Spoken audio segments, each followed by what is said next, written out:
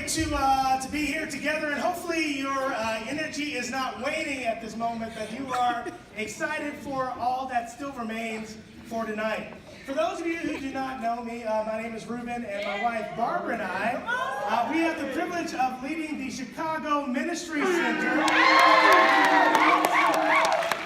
And the worship team is who you're enjoying tonight, so praise God. We get that every Sunday, and I'm just transported into heaven before the sermon every Sunday.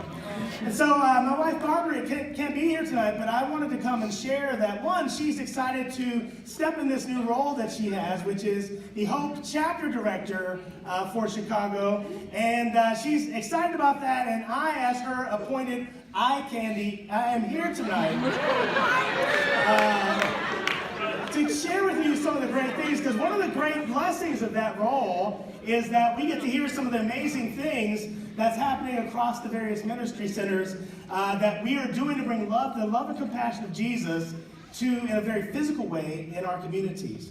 You know, I want to give you a passage to set our minds about this, and it's Psalm 145, and it's in verse 13. It says, "The Lord is trustworthy in all he promises, and faithful in all he does. The Lord upholds all who fall, and lifts up all who are bowed down. The eyes of all look to you, and you give them their food at the proper time. You open your hand and satisfy the desires of every living thing." And you know, Barbara and I, we love this passage because this passage paints this amazing picture of God's faithfulness.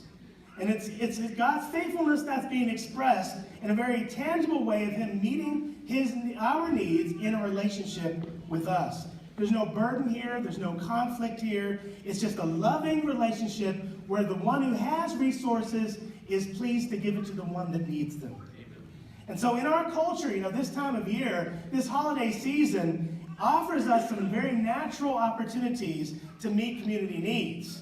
And many of us, you know, it's exciting to hear the stories of how across these regions, so many of us have taken advantage of these opportunities to share our time and our energy and our resources with our larger communities. And I mean, there were so many examples. I'm just going to give you a few of them from the various ministry centers. You know, in the Southland Ministry Center, right? I know that, and some of these things have been going on for a long time, right? There's about 20 to 30 disciples who've been serving at a homeless shelter for men. There's a year-round program called Faithful Meals in Motion that was started by a member in Southland that helps connect families that need resources to the people and places that can help them. And this Christmas, they're giving toys and gifts to about 100 kids. It's amazing. Another member in Southland, along with another member in the West, started a program using day-old food from Panera to supply homeless shelters and families with food in Chicago, in the Chicago area. They work in conjunction with dozens of Panera restaurants to give all this food away. And to date, they've given well over $10 million worth of food to help feed the people in Chicago.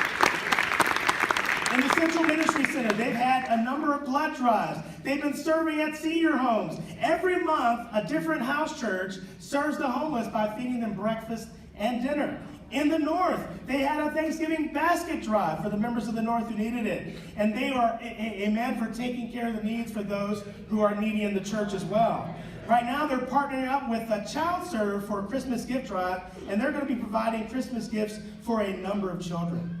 Right? In the West, they recently collected Thanksgiving baskets, also had a blood drive with the Red Cross just a few weeks ago. In the Metro, a number of members volunteered on Thanksgiving Day to encourage the families at New Moms and serve the veterans at the VA.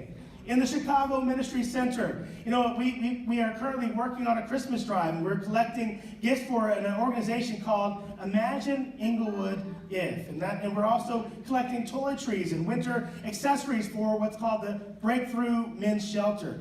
We had a Thanksgiving drive just recently here where we were hoping to collect 55 baskets for those who are in need. We ended up collecting 62 baskets out of that total, greater than we had ever done before. We had a Thanksgiving lunch at the Breakthrough Men's Shelter, and we'll have a Christmas lunch there as well on December 23rd.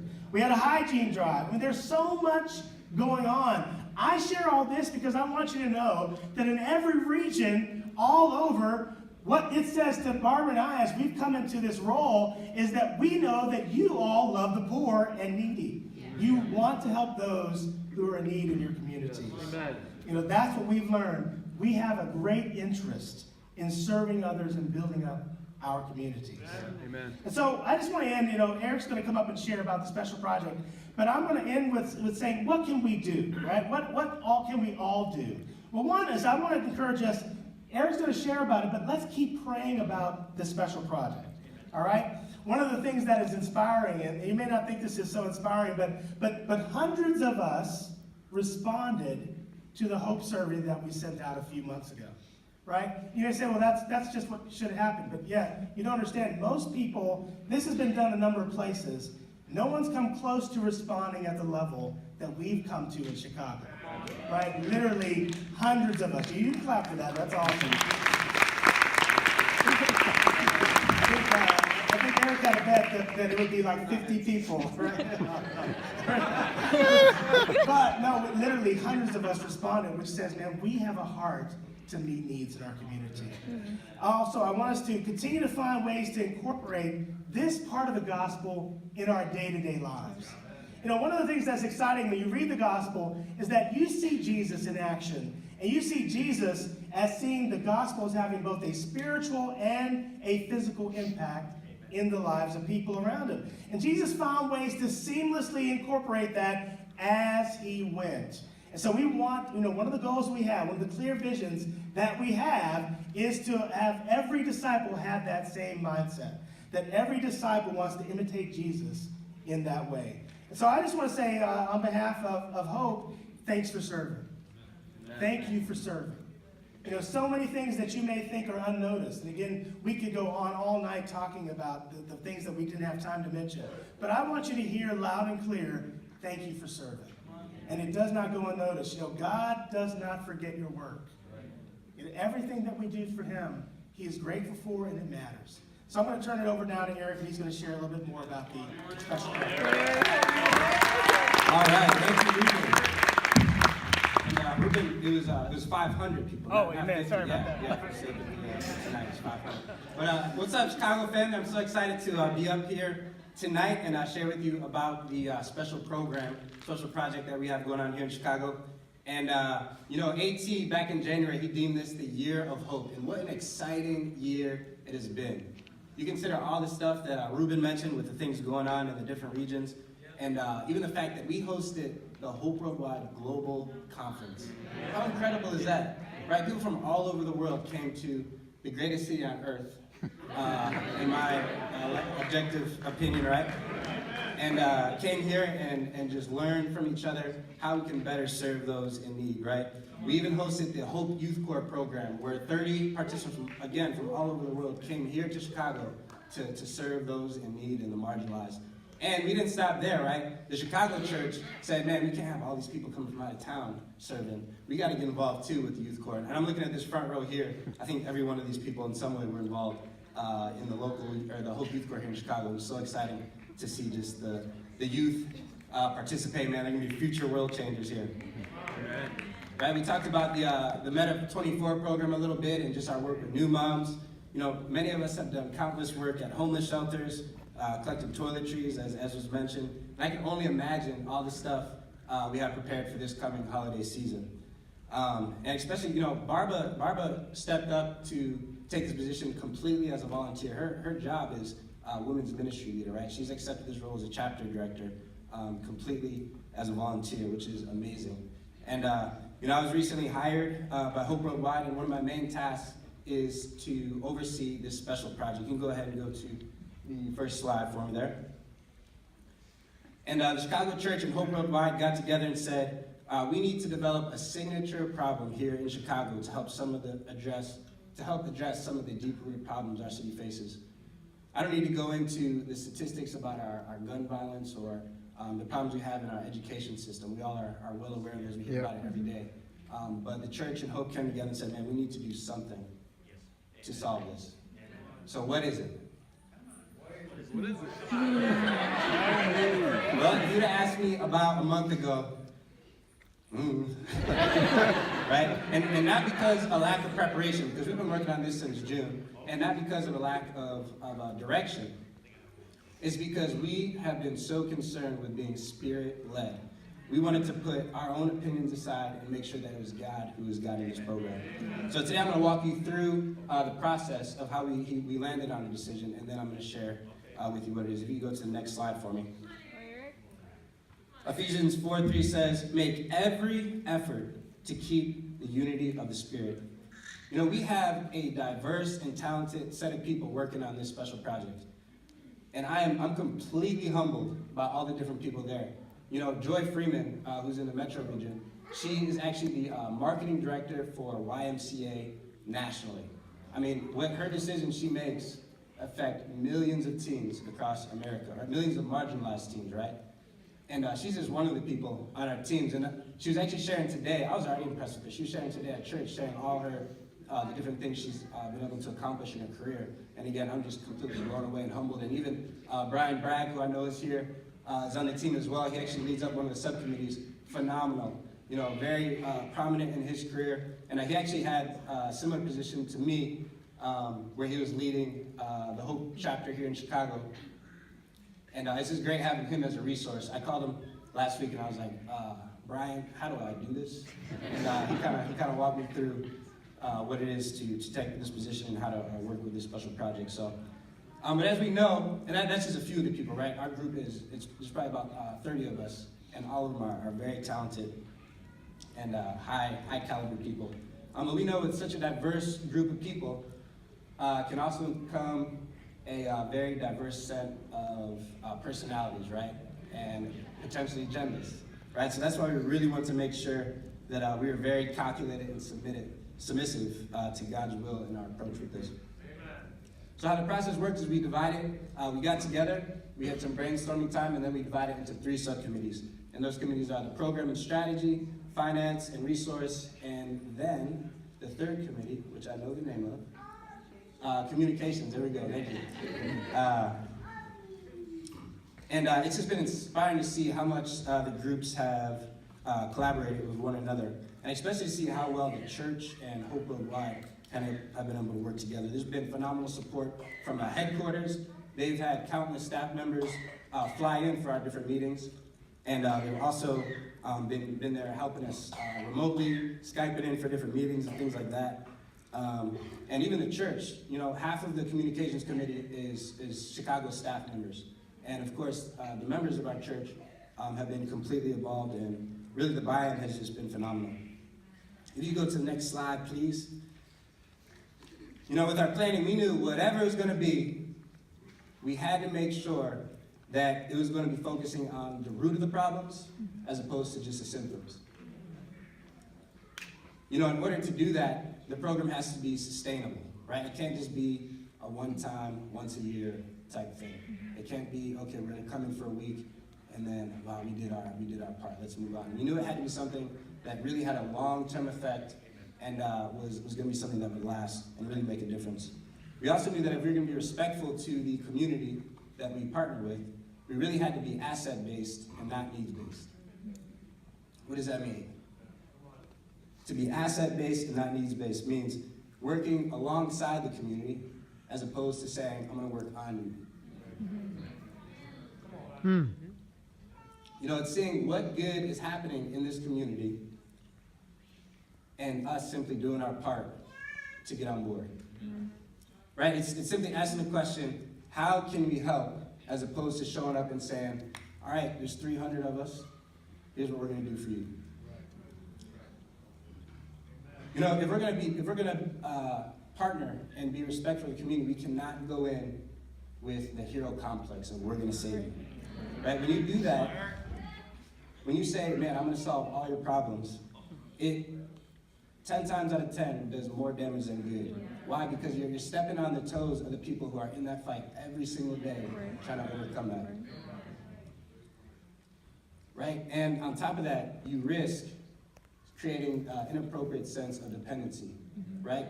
If for whatever reason, you know, 5, 10 years down the line, we decide that we have to remove our program, if we're not respectful in our approach, we can leave those people better off than before, right? Because they were so dependent on us.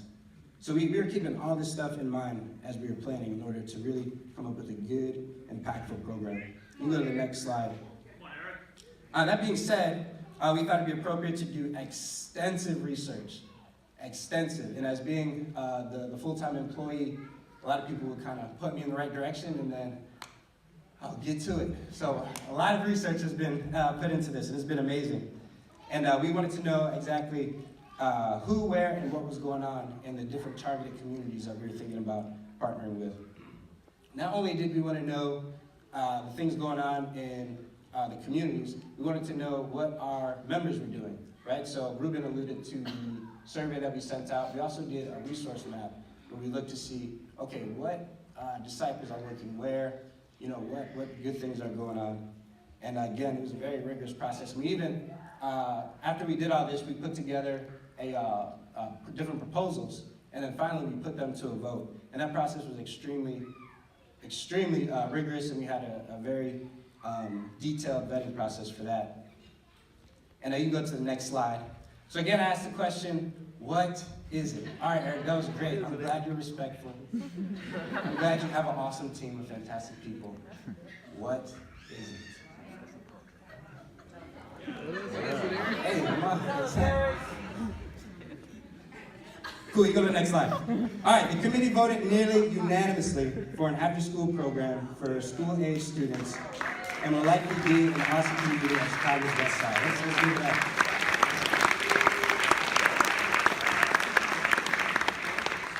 After doing our resource map, we realized we have a lot of assets in the Austin community, so we're looking most likely to partner there. And we're narrowing down exactly our vision and mission of what we want our program to accomplish. But we know that it's going to have some aspect where volunteers with approved projects can come in and volunteer and give kind of elective style courses on a rotating quarterly basis. We also know that we want to have some Saturday programming, which will give us flexibility for more church involvement, and will also offer opportunity for us to be a little more flexible with how we share our faith and things of that nature, even hosting community events so we can reach out to the parents too. You may be thinking, why an after-school program? You can go ahead and go to the next slide. Research has shown that the hours between 3 and 6 p.m., right? So when mom's at work, dad's at work, but the kids are home from school, is the peak hour for juvenile crime, experiment with drugs and sex and alcohol. That's the peak time for that, right? And why school-age children? Well, again, research has also shown that this is a time in youth development that they are most open to being influenced from teachers, tutors, mentors at school, or even after-school programs. And on the other side of that coin, 13 to 14 is the peak age for a youth to join a gang or be initiated into a gang. And that prevention programs should be aimed before the teen years, right? So to the school age years. And we figured as a group, what an opportune time to make an impact on the city of Chicago. Not only one of the most vulnerable ages, you think of the violence and even the influence that they face from school, but also the appropriateness of the time of the day, right, when parents are away. This would be exactly what that single mom was looking for. Man, I need something for my son. I need something for my daughter to go to that's positive. So what a time for us to shine our light in this community. We go to the next slide, please. Our vision for the program is to start small in the spring and then eventually go from there and pray that God builds it up. I just ask that you guys could be praying for the development of the program, and most importantly, that we could be submissive to God's will and really be Spirit-led. Me personally, I am so excited for this program. Like, you guys have no idea. I'm a mellow guy. I know I'm probably up here kind of chill. This is actually me trying to be really outgoing, but I'm so excited. I'm excited, one, because it shows that our church, right? Our church, and I work for an organization that cares about the poor, that cares about those who are marginalized. And I'm also excited because our church and this organization genuinely cares. Why is that different? Because it's easy to say, okay, we're doing X, Y, Z, that makes us feel good, so we care. Check mark. But we're really trying to do something and really being calculated and really doing research. That's why I'm so grateful for the subcommittee kind of slowing me personally down. I'm just like, man, let's do it. But like, no, we really need to take a step back and really make sure we're doing this appropriately. Finally, I'm excited because, man, I've been dreaming of this since I became a disciple. And I know a lot of you guys have been too. You guys hear the news. You guys hear the things going on. Some of you, you're neighbors to this problem. And you have been praying every day, just like I have, just like my family has, for a solution. And I know this isn't going to be the end-all problem, but I'm grateful that as a church we can say, man, we're continuing to try and find new ways to help solve this and continuing to find new ways to be a light in this city. My personal vision for this program is for disciples of Jesus Christ to play an instrumental role in equipping Chicago youth with physical, mental, and spiritual tools necessary to be the change many of us have been praying for so long. Thank you.